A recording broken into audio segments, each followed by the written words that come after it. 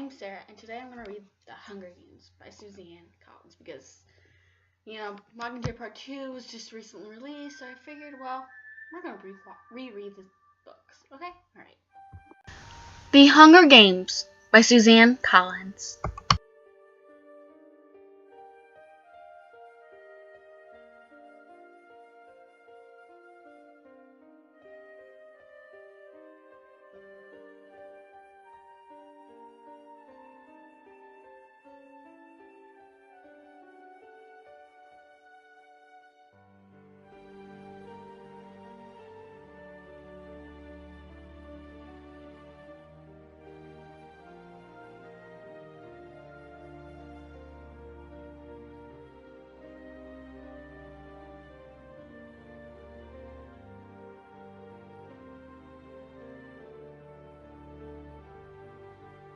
Part 1.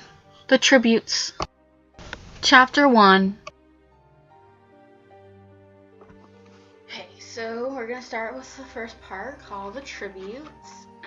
Here's Chapter 1. When I wake up, the other side of the bed is cold. My fingers stretch out, seeking Prim's warmth, but finding only the rough canvas to cover the mattress. She must have had bad dreams and climbed with her mother. Of course she did. This is the day of the reaping. I prop myself up on one elbow. There's enough light in the bedroom to see them. My little sister Prim, curled up on her side, cocooned in my mother's body, their cheeks pressed together. In sleep, my mother looks younger, still warm, but not so beaten down. Prim's face is as fresh as a raindrop, as lovely as the primrose for which she was named. My mother was very beautiful once too, so they tell me. Sitting at Prim's knees, guarding her is the world's ugliest cat. Mashed in nose, half of one ear missing, eyes of the color of rotting squash. Prim named him Buttercup, insisting that his muddy yellow eyes coat matched the bright flower. He hates me, or at least distrusts me, even though it was years ago. I think he still remembers how I tried to drown him in a bucket when Prim brought him home. Scrawny kitten, belly swollen with worms, crawling with fleas. The last thing I needed was another mouth to feed. But Prim begged so hard, cried even. I had to let him stay. It turned out okay. My mother got rid of the vermin, and he's a born mouser. I even catches the occasional rat. Sometimes, when I clean and kill, I feed Buttercup the entrails. He has stopped hissing at me. Entrails, noticing this is the closest we'll ever come to love. I swing my legs off the bed and slide into my hunting boots, supple leather that is molded to my feet. I pull on trousers, a shirt, tuck my long, dark braid up into a cap, and grab my forage bag. At a table under a wooden bowl to protect it from hungry rats and cats alike sits a perfect little goat cheese wrapped in basil leaves. Prim's gift to me on reaping day. I put the cheese carefully in my pocket as we slip outside. Our part of District 12, nicknamed The Scene, is usually crawling coal miners heading out to the morning shift at this hour. Men and women with hunched shoulders, swollen knuckles, many who have long since stopped trying to scrub the coal dust out of their broken nails, the lines of their sunken faces. But today the black cinder streets are empty. Shutters on the squat gray houses are closed. The reaping isn't until 2. May as well sleep in, if you can. Our house is almost at the edge of the seam. I only have to pass a few gates to reach the scruffy field called the meadow. Separating the meadow from the woods, in fact, enclosing all of District 12, is a high chain link fence topped with barbed wire loops. In theory, it's supposed to be electrified 24 hours a day as a deterrent to the predators that live in the woods. Packs of wild dogs, lone cougars, hares, they used to threaten our streets. But since we're lucky to get 2 or 3 hours of electricity in the evenings, it's usually safe to touch. Even so, I always take a moment to listen carefully for the hum that means the fence is alive. Right now, it's silent as a stone. Concealed by a clump of bushes, I flatten out on my belly and slide under a 2-foot stretch that's been loose for years. There are several other weak spots in the fence. This one is so close to home, I almost always enter the woods here. Now, I'm getting the impression that the fence is actually to keep the residents in the district, not to keep predators out. I think that's really what's going on here. As soon as I'm in the trees, I retrieve a bow and sheath of arrows from a hollow log. Electrified or not, the fence has been successful at keeping the flesh eaters out of District 12. Or, keeping the prisons inside District 12. Inside the woods, they roam freely, and there are added concerns like venomous snakes, rabid animals, and no real paths to follow. My father knew, and he taught me some before he was blown to bits in the Linux, which, what a way to tell someone your father is dead. Just casually saying, hey, he's dead. But hey, he taught me all this stuff. There's nothing to even bury. I was 11 then. 5 years later, I still wake up screaming for him to run.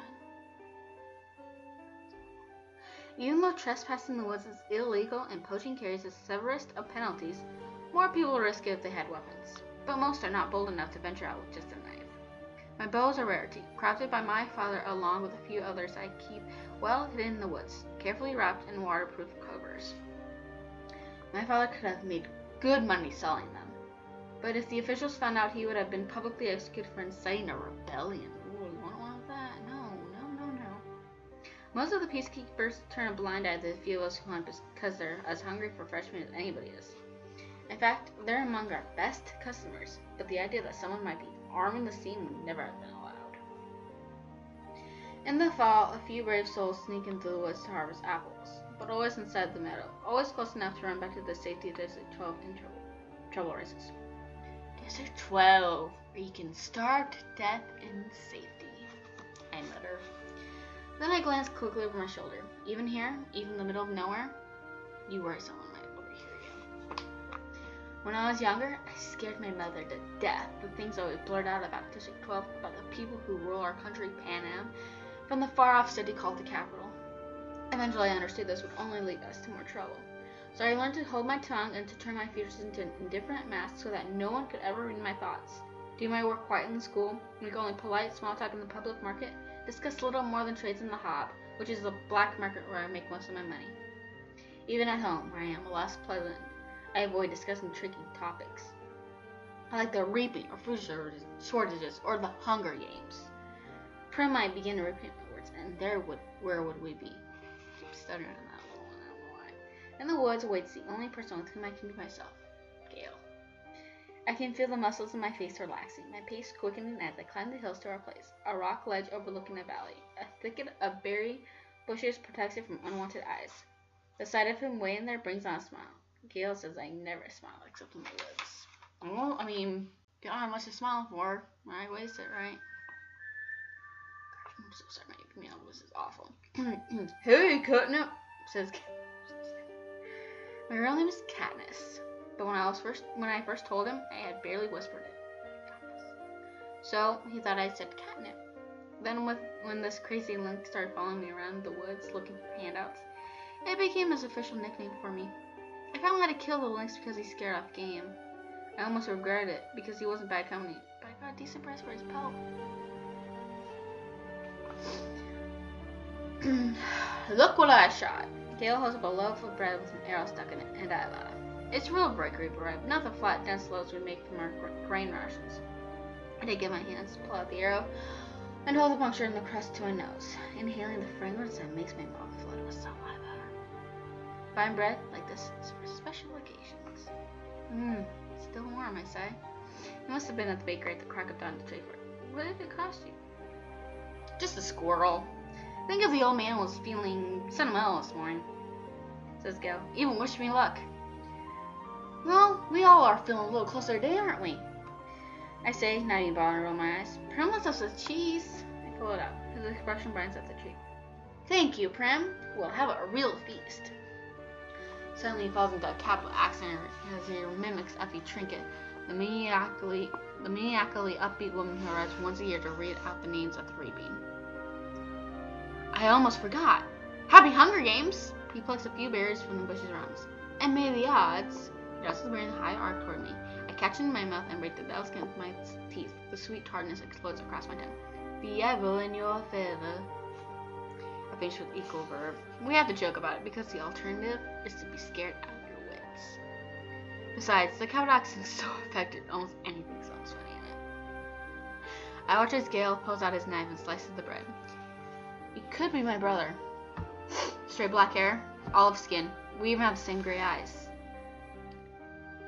But we're not related. at least not closely. Most of the families who work the mines resemble one another this way. That's why my mother and Prim, with their light hair and blue eyes, always look out of place. They are. My mother's parents were part of the small merchant class that caters to officials, peacekeepers, and the occasional scene customer. They ran an apothecary shop in the nicer part of District 12.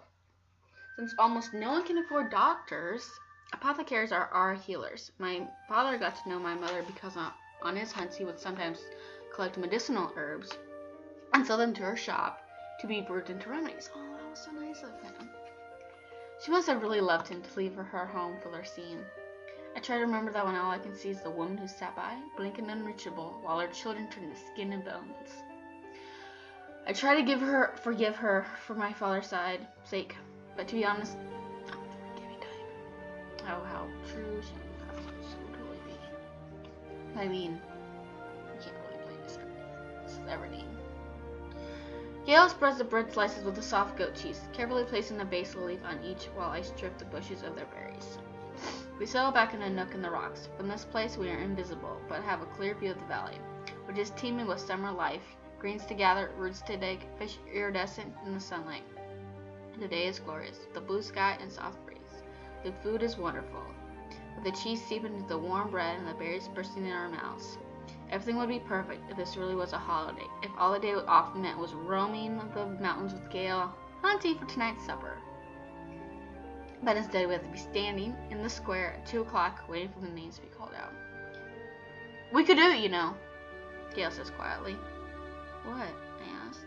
Leave the district, run off, live in the woods, you and I, we could make it, says Gail. I don't know how to respond. This idea is so preposterous. We didn't have so many kids, he adds quickly. They're not our kids, of course, but they might as well be. Gail's 2 little brothers and his sister, Prim. You may as well throw in our mothers too, because how would they live without us?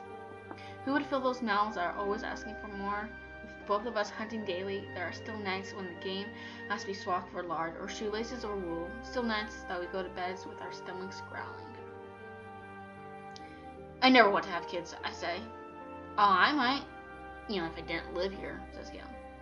But you do, I say irritated. Forget it, he snaps back. The conversation feels all wrong. Leave? How could I leave Prim, who's the only person in the world I'm certain I love? And Gail is devoted to his family. We can't leave, so why bother talking about it? And even if we did, where did this stuff about having kids come from? There's never been anything romantic between Gail and me. When we met, I was a skinny 12-year-old, and although he was only 2 years older, he already looks like a man. It took a long time for us to even become friends, to stop haggling over every tree and begin helping each other out. Okay, Katniss, you're the one who brought up, oh, I'm not running a kiss. That was you. I was like, just saying, oh, well, we have siblings. Okay? Besides, if you want kids, Gail won't have any trouble finding a wife. He's good looking, he's strong enough to handle the work in the mines, and he can hunt. You can tell by the way the girls whisper about him when he walks by in school that they want him. It makes me jealous, but not for the reason people would think. Good hunting partners are hard to find, God. What do you want to do? I ask. We can hunt, fish, or gather. Let's fish at the lake. We can leave our poles and gather in the woods. Get something nice for tonight, he says. Tonight. After the reaping, everyone is supposed to celebrate. And a lot of people do, out of relief that their children have been spared for another year. But at least 2 families will pull their shutters, lock their doors, and try to figure out how they will survive the painful weeks to come and the years. Like, how can you not? It's just so tragic. We make out well. The predators ignore us on a day when easier, tastier prey abounds. By late morning, we have a dozen fish, a bag of greens, and, best of all, a gallon of strawberries. I found the patch a few years ago, but Gail had the idea to string mesh nets around it to keep out the animals. On the way home, we swing by the Hob, the black market that operates an abandoned warehouse that once held coal. When they came up with a more efficient system that transferred the coal directly from the mines to the trains, the Hob gradually took over the space. Most businesses are closed by that time on reaping day, but the black market is still fairly busy. We easily trade kids. 6 of a fish for good bread. The other 2 for salt, Say, the bony old woman who sells bowls of hot soup from a large kettle, takes half the grains off her hands in exchange for a couple of chunks of paraffin. We might do a tad better elsewhere, but we make an effort to keep on good terms with Say. She's the only one who can consistently be counted on to buy a wild dog. We don't hunt them on purpose, but if you're tagged and you take out a dog or two, well, meat is meat. Once it's in the soup, I'll call it beef. Say says with a wink. No one in the scene will turn up their nose like a wild dog. But the beef gators who come to the top can afford to be a little juicier. When we finish our business at the market, we go to the back door of the mayor's house to sell half the strawberries, knowing he has a particular fondness for them and can afford a higher price. The mayor's daughter, Madge, opens the door. She's in my year at school. Now, being the mayor's daughter, you expect her to be a snob. But she's alright. She just keeps to herself, like me. Since neither of us really has a group of friends, we seem to end up together for school, a lot of school. Eating lunch, sitting next to each other at assemblies, partnering for sports activities. We rarely talk, suits us both just fine. I was really bummed that Madge is not in the movies. Like, how can you not do that? Like, seriously. This is Madge. She's pretty damn awesome. Today, her drab school outfit has been replaced by an expensive white dress, and her blonde hair is done up with pink ribbon. Raping clothes. Pretty dress, says Gail. I wonder if he means that or not. Madge shoots him a look, trying to see if it's a genuine compliment or if he's just being ironic. It is a pretty dress, but she would never be wearing it ordinarily. She presses her lips together and smiles. Well, if I end up going to the Capitol, I want it to look nice, don't I? Now it's Gail's turn to be confused. Does she mean it, or is she messing with him? I'm guessing the second. You won't be going to the Capitol, says Gail coolly, his eyes hand on a small circular pin that adorns her dress. Real gold, beautifully crafted. It could be a family and bred for months. Keep a family bred for months. What can you have? 5 entries? I had 6 when I was just 12 years old. Calm down. That's not her fault, I say. Thank you, Katniss, for defending her. Katniss is a literal children. No, it's no one's fault. Just the way it is, says Gail. Madge's face has become closed off. She puts the money for the bears in my hand. Good luck, Katniss. You too, I say, and the door closes. We walk toward the scene in silence. I don't like that Gail took a dig at Madge, but he's right, of course. The reaping system is unfair, with the poor getting the worst of it. You become eligible for the reaping the day you turn 12. That year, your name is entered once, at 13 twice, and so on until you reach the age of 18. The final year of eligibility, your name goes into the pool 7 times. That's true for every citizen in all 12 districts in the entire country of Pan Am. But here's the catch, guys. Of course there's a catch. There's always a catch. Say you are poor and starving, as we are. Which I am, probably. I'm not starving, but I'm poor. I'm really kind of. You can opt to add your name more times in exchange for tesserae. Each tessera is worth a meager year's supply of grain and oil for one person. You may do this for each of your family members as well. So at the age of 12, I had my name entered 4 times. Once because I had to, and 3 times for tesserae, for grain and oil, for myself, Prim, and my mother. In fact, every year I have needed to do this. And the entries are cumulative. So now, at the age of 16, my name will be in the reaping 20 times. Gail, who is 18 and has been either helping or single-handedly feeding a family of 5 for 7 years, have his name in 42, guys. 42. Whoa. It's like twice as much as Katniss. Can you believe that? You can see why someone like Madge, who has never been at risk of needing a tesseract, can set him off. The chance of her name being drawn is very slim compared to those of us who live in the scene. Not impossible, but slim. And even though the rules were set up by the Capitol, not the districts, certainly not Madge's family, it's hard not to resent those who don't have to sign up for tesserae. Now, Katniss makes some point. She's also more receptive. I feel like Katniss, Gale's just too angry for his own good. Like, Katniss can understand more. Okay. Now, Gale knows his Margaret match is misdirected. Does he really? On other days, Deep in the woods, I've listened to him rant about how the Tesserae are just another tool that cause misery in our district, a way to plant hatred between the starving workers of the same and those who can genuinely count on supper, and thereby ensure we will never trust one another. It's to the capital's advantage to have us divided amongst ourselves. You might say if there were no ears to hear but mine. If it wasn't Reaping Day. If a girl with a gold pin, this pin by the way, and no Tesserae had not made what I'm sure she thought was a harmless comment. As we walk, I glance over at Gale's face, still smoldering underneath his stony expression. His rages seem pointless to me, although I never say so. It's not that I don't agree with him. I do, but what good is yelling about the capital in the middle of the woods? It doesn't change anything. It doesn't make things fair. It doesn't fill our stomachs. In fact, it scares off the nearby game. I let him yell though. Better he does in the woods than in the district. I mean, yelling can't help with pent-up frustration, so I mean, I guess it's a good thing. Gale and I divide our spoils, leaving 2 fish, a couple of loaves of good bread, greens, a quart of strawberries, salt, paraffin, and a bit of money for each. See you in the square, I say. Wear something pretty, he says flatly.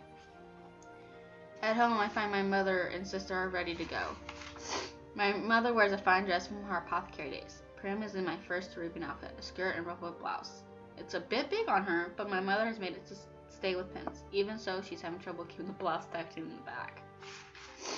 A tub of warm water waits for me. I scrub out the dirt and sweat from the woods, and even wash my hair. To my surprise, my mother has laid out one of her own lovely dresses for me. A soft blue thing with matching shoes.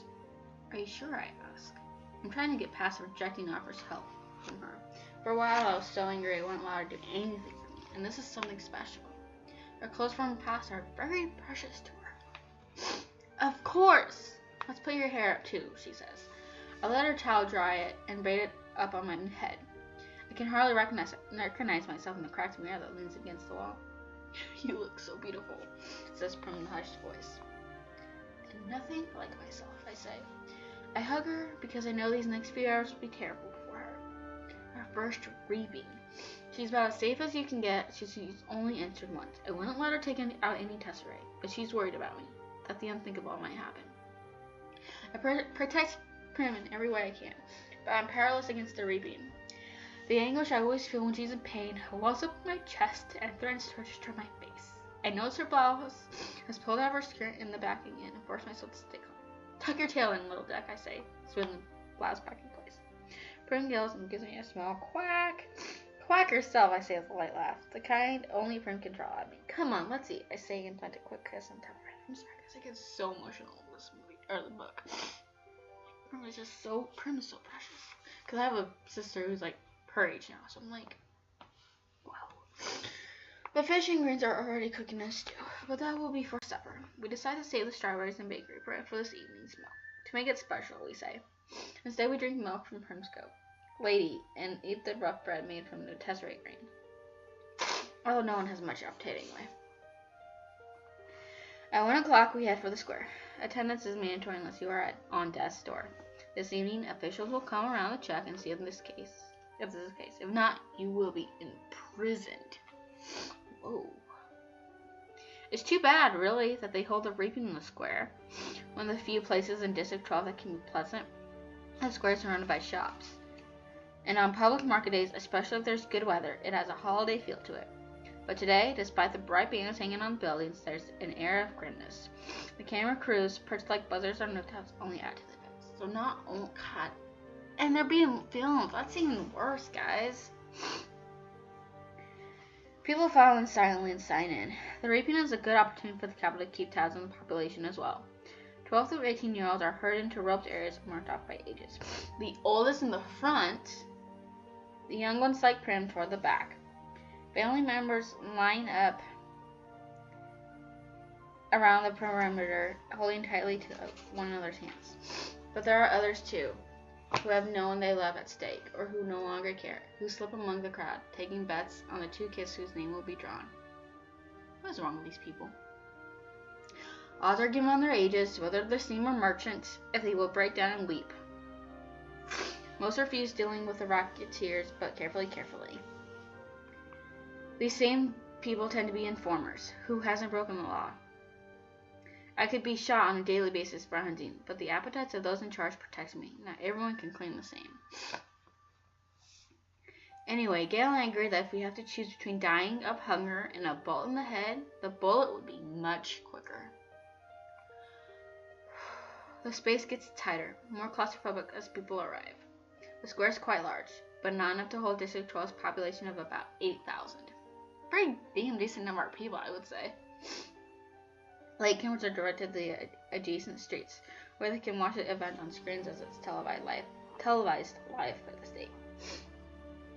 I find myself standing in a clump of 16s from the scene. We all exchange nods and focus our attention on the temporary stage that's set up before the Justice Building.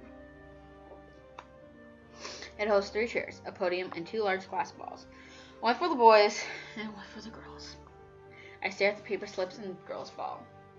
20 of them have Katniss Everdeen written on them in careful handwriting. 2 of the 3 chairs filled with Madge's father, Mayor Undersea, who is a tall, baldy man, and Effie Trinket, District 12's escort, fresh from the Capitol with her scary white grin, pinkish hair, and spring green suit. In the movies it was pink, but whatever. They murmur to each other and then look with concern at the empty seat. Just as the town clock strikes 2, the mayor steps up to the podium and begins to read. It's the same story every year. Tales of the history of Pan Am, the country that rose up out of the ashes of a place that was once called North America. So there's like Canada and a little bit of Mexico too. It seems so, yes. He lists the disasters, the droughts, the storms, the fires, the encroaching seas that swallowed up